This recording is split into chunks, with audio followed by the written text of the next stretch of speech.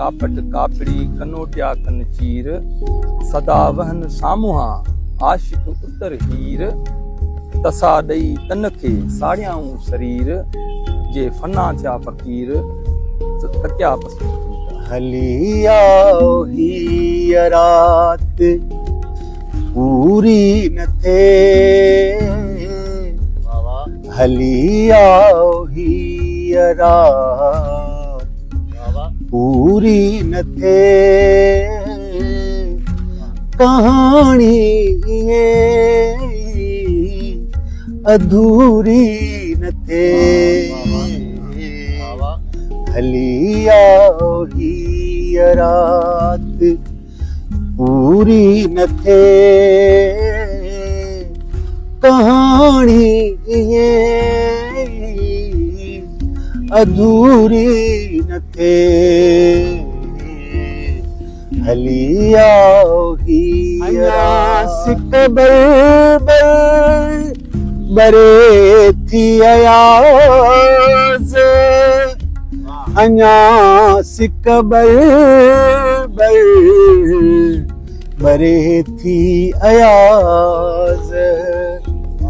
मोहब्बत थिए पर अधूरी न थे मोहब्बत थिए पर अधूरी न थे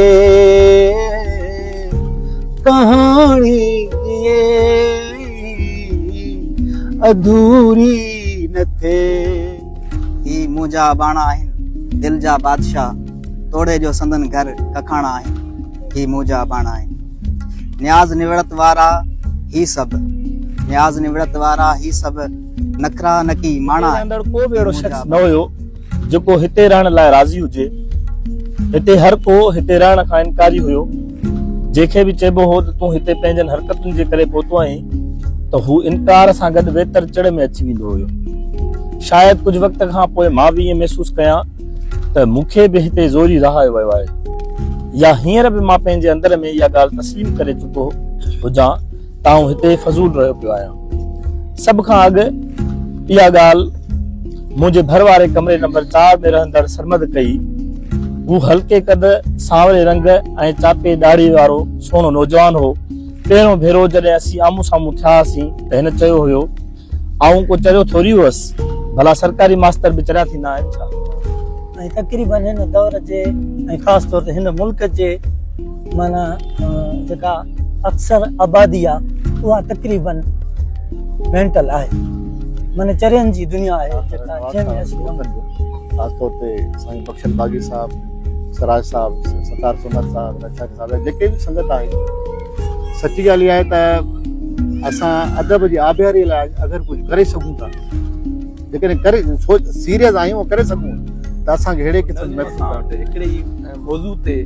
मुसलसल हलंदो हो हाणे जदीद जेको अदब आहे शाइरी जेका आहे उन में नज़्म जेको आहे उहो दाख़िलियत सां गॾु ख़ारजी मौज़ुनि खे या हालतुनि खे बि सिंधी अदबी संगत शाख नवाब शाह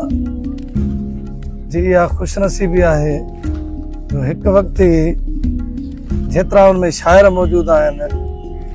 ओतिरा माना सम्झो कहाणीकार मौजूदु आहिनि ऐं सिंध में तक़रीबन अक्सरत जेका आहे अदबी संगत में जिते किथे घणी तणी माना शाइरनि जी आहे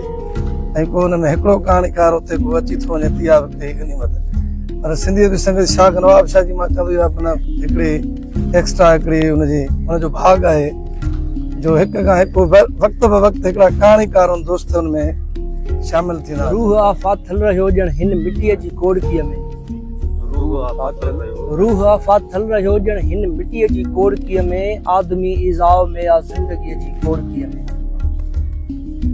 नेठ मां मायूस थी ऐं घर पंहिंजे वापसि वरी वियसि नेठ मां मायूस थी ऐं घर पंहिंजे वापसि वरी वियसि कामणी काबू हुई जो आरसी रुगो बाज़कारा फिरन था फिज़ा में भी अॼुकल्ह ॾिसां यार थो पखी नीलो फर्जी आहे ईअं बि नाहे मुंहिंजी दिलि पत्थर जी आहे ईअं बि नाहे प्यासो आहियां आउं अज़ल जो प्यासो आहियां आउं अज़ल जो सचो आहे लेकिन सद सॼे सागर जी आहे फिक्शन में कहाणी जेका आहे या नावल उन जूं ॿ ख़ासि धाराऊं आहिनि। हिकिड़ो आहे दाख़िली दुनिया सब्जेक्टिविटी ऐं ॿी आहे समाजी हक़ीक़त निगारी जेका आहे सोशल रियलिज़म जे पस मंज़र में लिखियूं वञनि थियूं नावल ऐं कहाणी। ऐं ज़ाहिर हर लेखक जी पंहिंजी दुनिया आहे। हिकिड़ा दाख़िली दुनिया जा लेखक आहिनि ऐं ॿिया वरी सोशल समाजियात जा लेखक आहिनि ऐं अहिड़ी तरीक़े वरी जेके उन्हनि जा पढ़ंदड़ आहिनि या पसंदि कंदड़ आहिनि उन्हनि जा पंहिंजा पंहिंजा हिकिड़ा आहिनि स्कूल ऑफ थॉट ऐं ज़ाविया। किन खे जेके दाख़िली नोयतियूं कहाणियूं वधीक अट्रैक्ट कनि थियूं पंहिंजो पंहिंजो मिज़ाज। सूंहं तुंहिंजी सूंहं मां धापा नथो, मां तॾहिं अॼु पाण में मापा नथो। तूं तजली समुंड जे मोती जीअं, तूं तजली समुंड जे मोती जीअं, मां घड़ियल घाड़ूअ जे ज़ेवर जीअं। तूं ॻिचीअ जे गल गिराटीअ जो निशान, मां हां भाकुर ऐं बिरह जो दास्तां। तूं आ कंगण ऐं कराइन जो जहां, मां थो तारनि जी तरह तिन खे चुमां।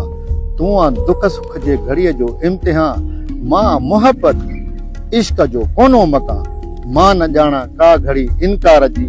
मां सुगंध माई अदा हां प्यार जी। सूंहं तुंहिंजी सूंहं मां ढापा नथो, मां तॾहिं अॼु पाण में मापा नथो।